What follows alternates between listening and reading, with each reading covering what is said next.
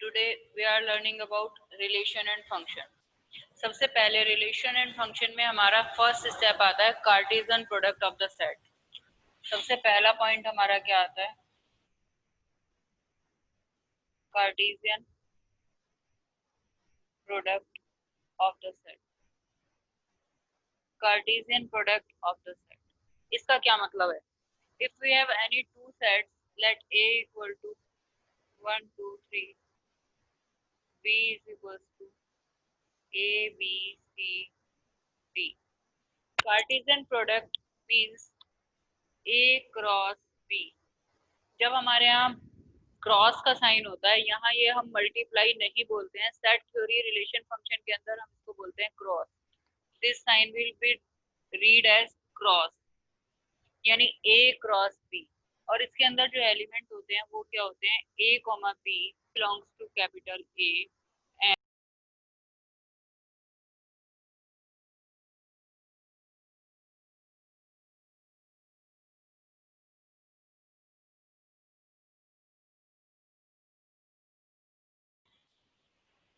in A cross B, there are ordered pairs.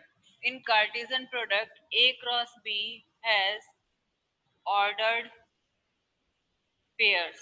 Ordered pairs, अब इसके अंदर जो एलिमेंट होंगे वो पेयर की फॉर्म में होते हैं, जिसमें से फर्स्ट एलिमेंट फर्स्ट सेट से बिलोंग करता है और सेकंड एलिमेंट सेकंड सेट में। यानी अगर हम इसको ए क्रॉस बी इन दोनों सेट के ऊपर लिखें तो ए क्रॉस बी की वैल्यू क्या होगी? फर्स्ट एलिमेंट हमारा 1 है, यानी 1 हमारा ए से रिलेट होएगा, 1 बी से भी रिलेट होगा, 1 सी 1 डी, फिर 2 A 2 B 2 C 2 D 3 A 3 B 3 C 3 D. These are the all elements in A cross B. This is the ordered paired form and A cross B has all these elements. But if we have to find B cross A, B cross A, अब अगर हमारे पास A B element इसके अंदर belong करते हैं तो इसका क्या मतलब है? Such that A belongs to B and B belongs to A।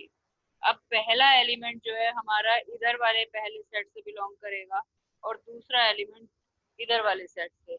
यानी अगर हम B क्रॉस A की वैल्यू निकालेंगे, फर्स्ट एलिमेंट हमारा इधर से आएगा, यानी A comma 1 A comma 2 A comma 3 B comma 1 B comma 2 B comma 3 C comma 1 C comma 2 C comma 3 D comma 1 D comma 2 D comma 3। अगर हम इन दोनों को ध्यान से देखें तो हमें रिजल्ट क्या मिलता है? A cross B is not equals to B cross A। यानी कि जब हम कार्टेशियन प्रोडक्ट करते हैं तो A क्रॉस B की वैल्यू B क्रॉस A के इक्वल हो, ये जरूरी नहीं है। कुछ केसेस हो सकते हैं जहां पर A क्रॉस B की वैल्यू B क्रॉस A के इक्वल हो, लेकिन वो कैसे केसेस होंगे? फॉर एग्जाम्पल, इफ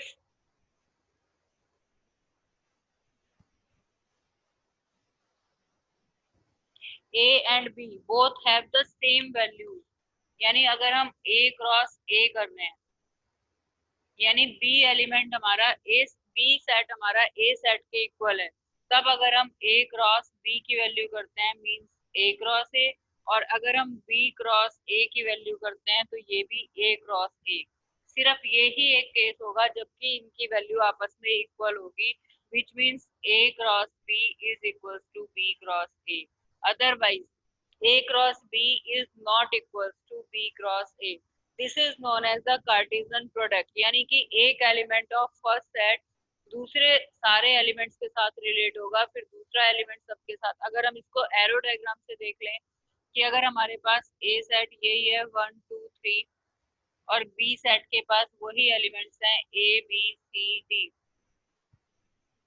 ये आ गया 1 2 3 ये आ गया ए बी सी डी, ये सेट ए था, ये सेट बी था। अगर हम ए क्रॉस बी की वैल्यू निकाल रहे हैं इससे इसमें, यानी ए क्रॉस बी अगर हम फाइंड आउट कर रहे हैं तो ये वैल्यू हमारे पास क्या आएगी कि ए के साथ, बी के साथ, सी के साथ, ये इस तरीके से, यानी वन हमारा इन चार एलिमेंट्स के साथ रिलेट हो रहा है। Similarly B two L two जो है ये भी हमारा चार एलिमेंट्स के साथ रिलेट हो रहा है। सिमिलरली थ्री, ये भी ऑल फोर्स के साथ रिलेट हो रहा है। तो ये हमारा रिलेशन कार्टेशियन प्रोडक्ट यानी कि ए क्रॉस बी और B cross A, this is the meaning of Cartesian product. अब इसके ऊपर कुछ एग्जांपल्स देख लेते हैं जिस जो इसमें आपकी बुक में दे रखा है ए क्रॉस ए, तीन सेट्स का कार्टेशियन प्रोडक्ट हमारे कोर्स से इस साल हटा दिया गया है। अगर कहीं पर आपको ए क्रॉस ए निकालना है तो ये हमारे कोर्स में नहीं है। अब यहाँ से एक और चीज आती है कि अगर हमारे पास number of elements in A cross B, जो अभी हमने बनाया था, अगर हमें निकालना हो number of element in A cross B, A के अंदर कितने एलिमेंट है, यानी number of element in A multiplied by number of element in B. जो भी ए के अंदर एलिमेंट है और जो बी के अंदर एलिमेंट है दोनों को मल्टीप्लाई कर देंगे तो टोटल नंबर ऑफ एलिमेंट्स आ जाएंगे ए क्रॉस बी में। फॉर एग्जांपल यहाँ पर हमारे पास 3 और यहाँ पर हमारे पास 4, यानी कि 12 एलिमेंट्स होंगे हमारे ए क्रॉस बी के अंदर। तो ये हमारे पास फॉर्मूला हो गया कि number of elements in A cross B, if we have to find number of elements in A cross B, then number of elements into A multiplied by number of elements in B. Now we are having some examples on Cartesian product, how to solve the questions on Cartesian product. For example, if we have a set, if x plus 1 comma y minus 2 is equals to 3 comma 1, find x y। ठीक है, अगर आपको ये value दे रखी है find x and Y, अब ये कैसे फाइंड करें। अभी हमने कहा कि ए क्रॉस बी, इसके अंदर जो एलिमेंट होते हैं वो होते हैं A comma B, such that A belongs to capital A and B belongs to capital B. अगर हमारे पास कोई भी ऑर्डर्ड पेयर ए बी है तो ये कब इक्वल होगा, A comma B is always equals to A comma B. अगर आप कह दो कि A comma B is equals to B comma A, this is not possible, ये पॉसिबल हो ही नहीं सकता। कोई भी ऑर्डर्ड पेयर कब आपस में इक्वल होगा, जब फर्स्ट एलिमेंट के इक्वल हो और सेकंड एलिमेंट के इक्वल हो। तो अगर हमें इस तरह का कोई क्वेश्चन आ जाता है जिसमें कि हमें फाइंड आउट करना है value of X and value of Y, तो as from the ordered pair की प्रॉपर्टी से X plus 1 is equals to 3, which implies x is equals to 2, y minus 2 is equals to 1, which implies y is equals to 3. A very simple question and you can easily solve these type of questions. Ordered paired always equals to the same value. कभी भी हम ऐसा नहीं कह सकते हैं कि 2,3 is equals to 5,4.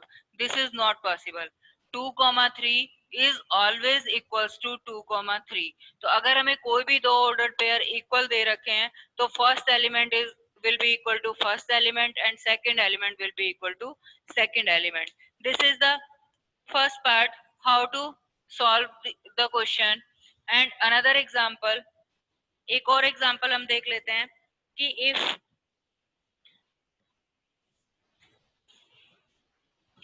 P is equals to A, B, C, Q is equals to 1. Find P cross Q and Q cross P. You can easily find P cross Q, यानी कि अभी जैसे बताया था उस तरीके से आप P क्रॉस Q फाइंड कर सकते हैं और Q क्रॉस P भी फाइंड कर सकते हैं और देख सकते हैं कि दोनों वैल्यू आपस में इक्वल नहीं है। अब इसमें जो इम्पोर्टेंट एग्जांपल है, जो इस तरह के एग्जांपल्स हमें आ जाते हैं, जैसे कि set A is equals to 1 2 3, set B is equals to 3 4 and set C is equals to 4 5 6। अब हमें क्या फाइंड आउट करना है? Find A cross B intersection C, A cross B intersection A cross C। और इसी तरीके के अगर हमें कुछ और क्वेश्चंस भी करने हैं, तो अगर आपको ये दो क्वेश्चन समझ में आ जाते हैं तो आप सारे क्वेश्चन बहुत इजीली कर सकते हैं। जब आपका फर्स्ट पार्ट है, you have to find the value of A cross B intersection C। इसकी वैल्यू आपको फाइंड आउट करनी है। A सेट तो हमारे पास हमें पता है कि ये है, हम सबसे पहले निकालते हैं B इंटरसेक्शन C। B की वैल्यू ये है और C की वैल्यू ये है, यानी इसके पास एलिमेंट हो गया ये।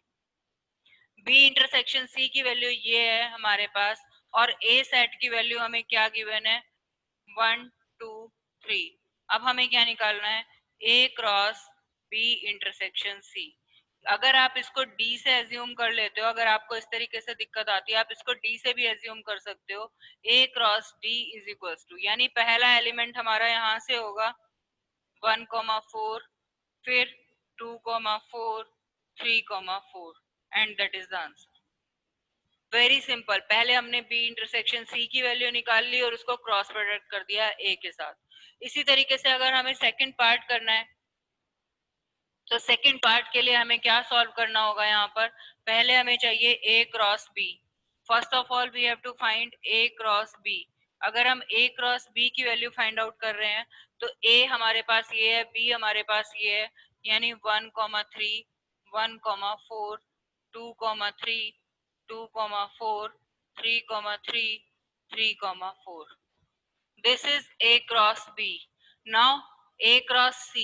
अगर हम A क्रॉस C कर रहे हैं, A और C, यानी 1 4, 1 5, 1 6, 2 4, 2 5, 2 6, 3 4, 3 5, 3 6।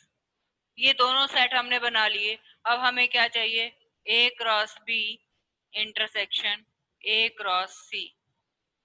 यानी कि अब इन दोनों सेट्स के अंदर जो कॉमन पार्ट है, कॉमन पार्ट क्या है? 1 4 एंड 1 4, तो ये हमारे पास आ गया।